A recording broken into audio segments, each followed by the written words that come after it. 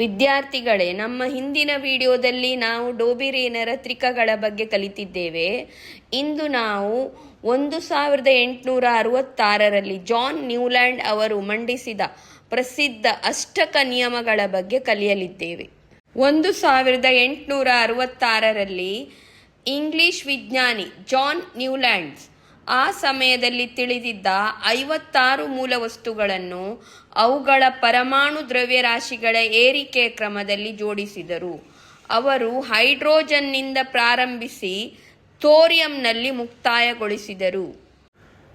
ನ್ಯೂಲ್ಯಾಂಡರ ಅಷ್ಟಕ ನಿಯಮ: ಮೂಲವಸ್ತುಗಳನ್ನು ಅವುಗಳ ಪರಮಾಣು ದ್ರವ್ಯರಾಶಿಗಳ ಏರಿಕೆ ಕ್ರಮದಲ್ಲಿ ಜೋಡಿಸಿದಾಗ ಪ್ರತಿಯೊಂದು 8ನೆಯ ಮೂಲವಸ್ತುವಿನ ಗುಣಲಕ್ಷಣಗಳು ಮೊದಲನೆಯ ಮೂಲವಸ್ತುವಿನ ಗುಣಲಕ್ಷಣದಂತೆಯೇ ಇರುತ್ತದೆ.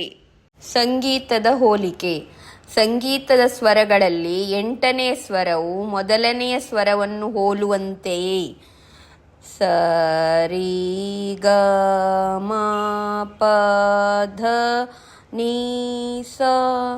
8ನೇ ಮೂಲವಸ್ತುವು ಮೊದಲನೇ ಮೂಲವಸ್ತುವಿನ ಗುಣಲಕ್ಷಣಗಳನ್ನು ಪುನರಾವರ್ತಿಸುತ್ತದೆ. ಸೋಡಿಯಂ ಇದು ಲಿಥಿಯಂನಿಂದ 8ನೇ ಮೂಲವಸ್ತು ಆಗಿದೆ. ಇವೆರಡು ಒಂದೇ ಗುಣಲಕ್ಷಣವನ್ನು ದರ್ಶಿಸುತ್ತದೆ.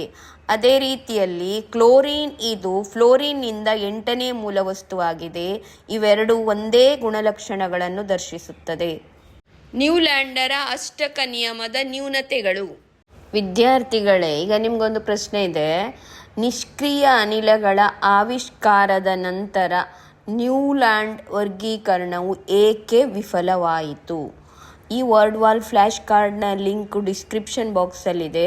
ಯೋಚನೆ ಮಾಡಿ ಉತ್ತರಿಸಿರಿ ವಿದ್ಯಾರ್ಥಿಗಳೇ. PDF ನೋಟ್ಸ್ ಸಹ ಡಿಸ್ಕ್ರಿಪ್ಷನ್ ಬಾಕ್ಸಲ್ಲಿದೆ. ಚೆನ್ನಾಗಿ ಪ್ರಾಕ್ಟೀಸ್ ಮಾಡಿ. ಈ ನಿಯಮವು ಕೇವಲ ಕ್ಯಾಲ್ಸಿಯಂ ಮೂಲವಸ್ತುವಿನವರೆಗೆ ಮಾತ್ರ ಸೂಕ್ತವಾಗಿ ಅನ್ವಯಿಸಿತು.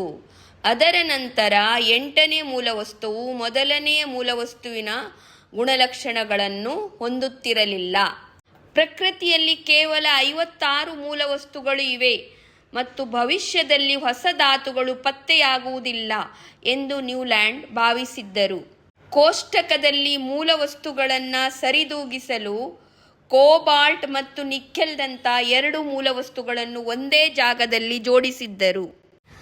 ಆ ಸಮಯದಲ್ಲಿ ನಿಷ್ಕ್ರಿಯ ಅನಿಲಗಳು ನೋಬಲ್ ಗ್ಯಾಸಸ್ ಪತ್ತೆಯಾಗಿರಲಿಲ್ಲ. ಅವುಗಳ ಆವಿಷ್ಕಾರದ ನಂತರ ಅಷ್ಟಕಗಳ ನಿಯಮವು ತನ್ನ ಮಾನ್ಯತೆಯನ್ನು ಕಳೆದುಕೊಂಡಿತು.